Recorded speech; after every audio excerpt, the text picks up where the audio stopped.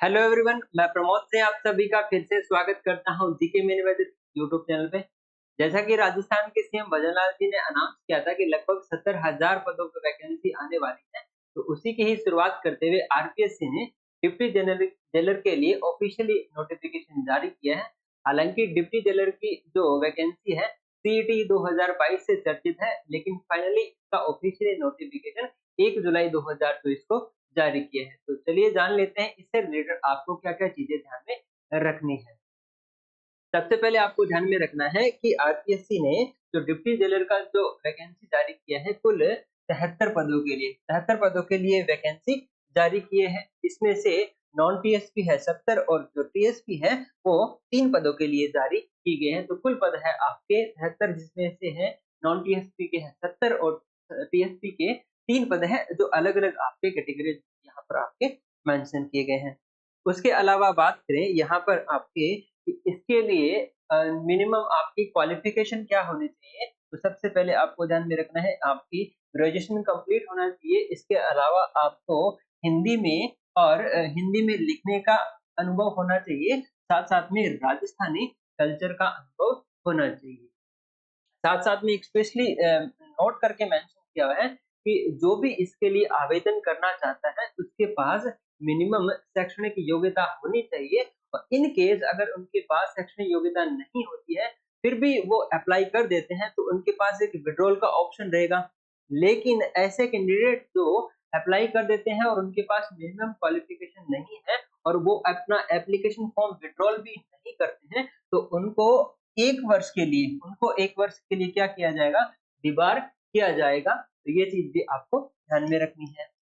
एक और इम्पोर्टेंट चीज़ यहाँ पर जो मेंशन कर रखी है कि अगर कोई इसके लिए अप्लाई करना चाहता है, वो अंतिम वर्ष मतलब जो फाइनल ईयर के उसने एग्ज़ाम दे रखे हैं, तो वो इसके लिए एलिजिबल है, लेकिन आपका जो फाइनल स्टेज होगा, साक्षात्कार, इसमें 3 स्टेजेस रहने वाले हैं, जिसमें आपका पहला है आपका रिटन, सेकंड है आपका फिजिकल मेजरमेंट और थर्ड है आपका इंटरव्यू।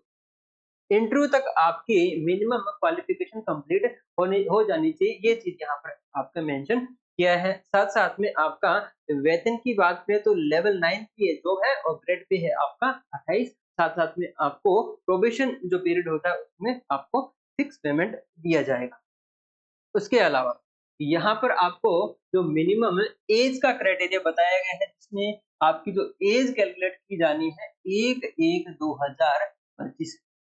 एज कैलकुलेशन के लिए आपका क्राइटेरिया रहेगा 1 जनवरी 2025 को यहाँ पर एज कैलकुलेट की जाएगी, जिसमें मिनिमम की बात करें तो 18 वर्ष और मैक्सिमम कितनी है 26 वर्ष यहाँ पर एज का क्राइटेरिया बताया गया है।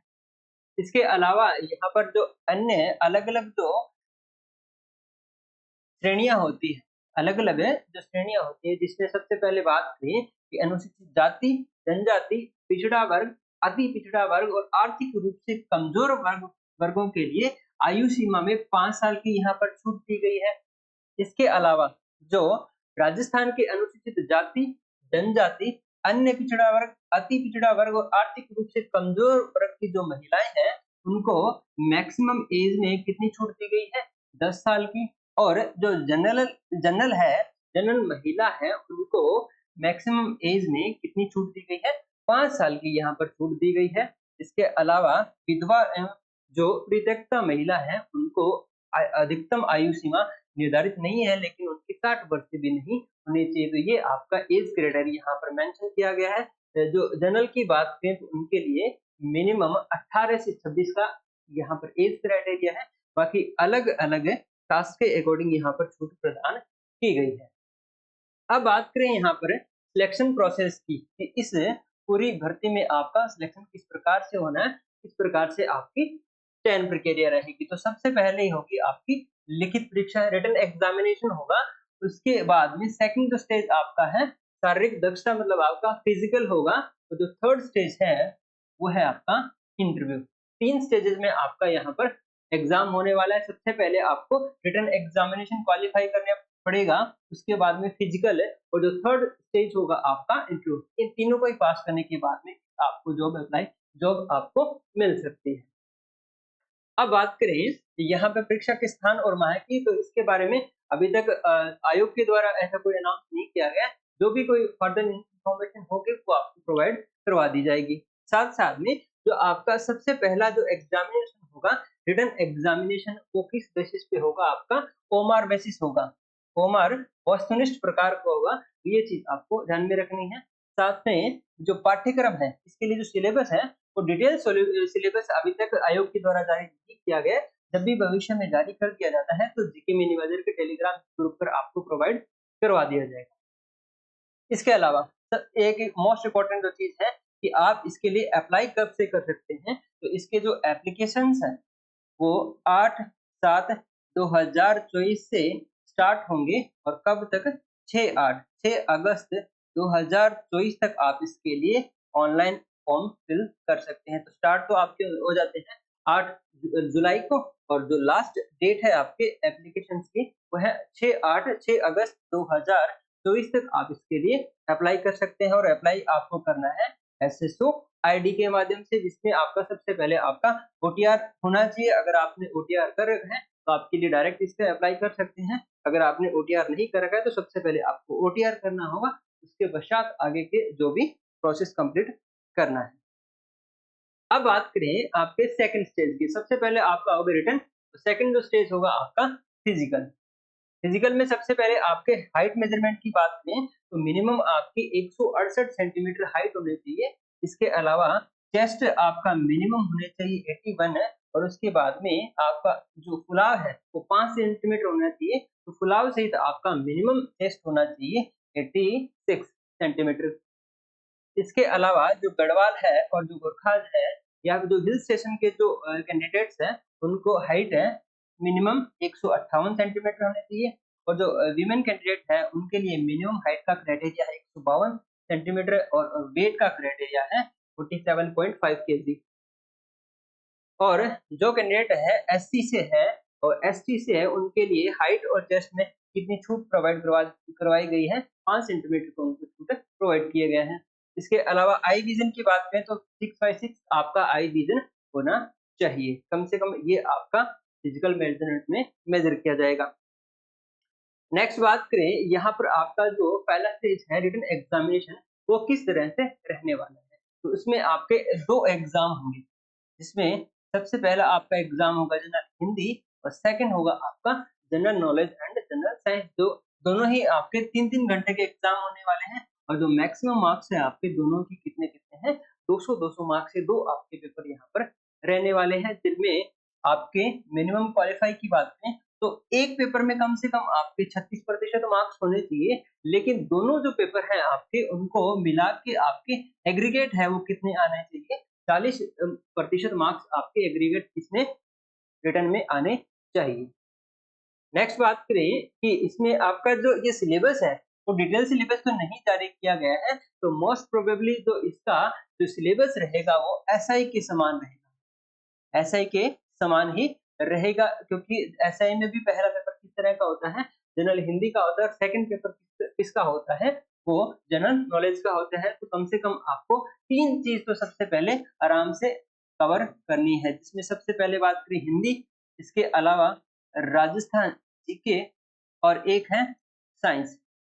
ये 3 चीज़ तो यहाँ पर स्पेशली मेंशन कर रखी है, लेकिन डिटेल सिलेबस जैसे ही आता है, वो भी आपको बाद में और बता दिया जाएगा, जिसकी डिटेल पीडीएफ आपको जीके मेन एनालाइजर के टेलीग्राम ग्रुप पर प्रोवाइड करवा दी जाएगी। अब बात करें फिजिकल एफिशिएंसी की। जो भी कैंडिडेट होगा, जो रिटन एग्जामिनेशन क्लियर करेगा, उसको किसके लिए बुलाया जाएगा? फिजिकल के लिए बुलाया जाएगा। जो आपका फिजिकल एग्जाम है, वो उसके लिए मैक्सिमम मार्क्स तो रहेंगे 100, और आपको जो मिनिमम क्वालिफाइंग है उसके लिए कितने मार्क्स चाहिए? 50 मार्क्स चाहिए, और ये किस प्रकार का है? क्वालिफाइंग नेचर का है।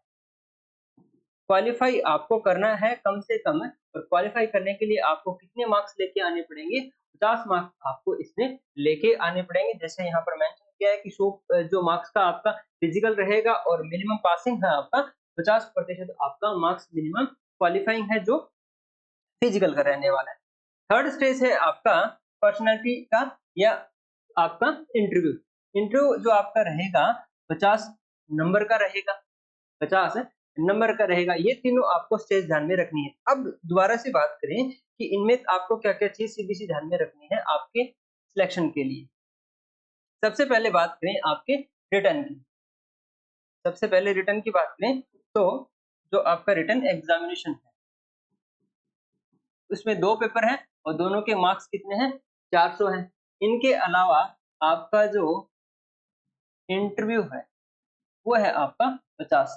तो कुल जो 450 नंबर हैं, उसमें तो आपका क्या बनेगा? मेरिट बनेगा। उसमें जितने भी मार्क्स आएँगे, उसके हिसाब से आपकी मेरिट बनाई जाएगी और जो आपका फिज़िकल है, वो आपका 100 नंबर का है, जिसमें आपको क्वालीफाई होने के लिए 50 नंबर चाहिए और ये सिर्फ़ किस प्रकार का है?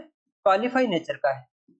और आपकी जो सिर्फ मेरिट बनेगी रिटर्न के हिसाब से और इंटरव्यू में आपके जो मार्क ऑब्टेन करेंगे उसके बिहाफ पे आपकी यहाँ पर मेरिट बनने वाली है। तो आपको ज़्यादा स्कोर या फिर ज़्यादा ध्यान रखना है तो रिटन एग्जामिनेशन में सबसे पहले और लास्ट जो आपका स्टेज है इंटरव्यू, ये दोनों चीज़ आपको मुख्य रूप से फोकस करनी है।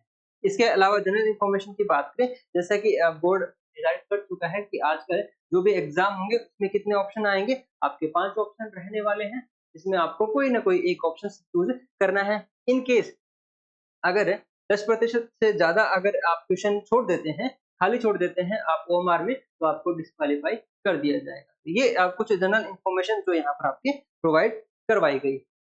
तो ये था आपका डिप्टी जनरल से रिलेटेड आपके ऑफिशियल नोटिफिकेशन में इम्पोर्टेंट चीज़ें जो आपको ध्यान में रखनी है। बाकी इसकी डिटेल पीडीएफ आपको जीके मिनिमाइज़र के आपके टेलीग्राम ग्रुप पे प्रोवाइड करवा दी जाएगी। तो चलिए मिलते हैं एक और इन्फॉर्मेटिव वीडियो के साथ में, तब तक आपका बहुत-बहुत धन्यवाद। जय हिंद, जय भारत।